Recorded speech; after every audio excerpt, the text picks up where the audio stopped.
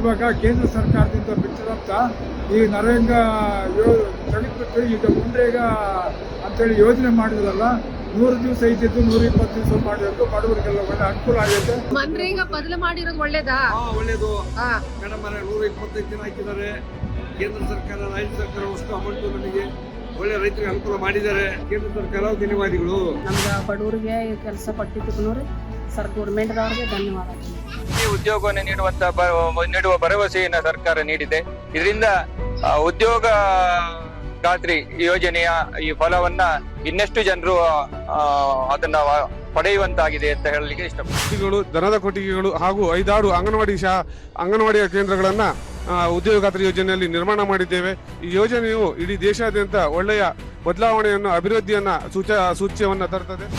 ನಮಗೆ ಇದರಿಂದ ಬಹಳ ಅನುಕೂಲವಾಗಿದೆ. ಬೇರೆ ಕಡೆ ಕೆಲಸ ಹೋಗುವ ಅವಶ್ಯಕತೆ ಇಲ್ಲ. ನಮ್ಮ ಕುಟುಂಬದವರಿಗೆ ಇದರಿಂದ ತುಂಬ ಒಳ್ಳೆಯದಾಗಿದೆ. ನಮ್ಮ ಮನೆ ನಡೆಸ್ಕೊಂಡು ಹೋಗೋಕ್ಕೆ ಇದು ಒಳ್ಳೆಯ ಯೋಜನೆಯಾಗಿದೆ. ದಿನಕೂಲಿ ಸಿಗ್ತಾ ಇದೆ. ನನ್ನ ಬ್ಯಾಂಕಿಗೆ ಜಮಾ ಆಗ್ತದೆ. ಇದಕ್ಕೆ ನಮಗೆ ಖುಷಿಯಾಗಿದೆ. ಇದಕ್ಕಾಗಿ ನಮ್ಮ ಕುಟುಂಬಕ್ಕೆಲ್ಲ ಆಧಾರ ಆಗಿದೆ. ಇದು ಒಳ್ಳೆಯ ಯೋಜನೆಯಾಗಿದೆ. ಶ್ರೀರಾಮ್ಜಿ ಯೋಜನೆಯಡಿ ನಮಗೆ ಹೆಚ್ಚಿನ ದಿನ ಕೂಲಿ ದೊರಕ್ತಿದೆ.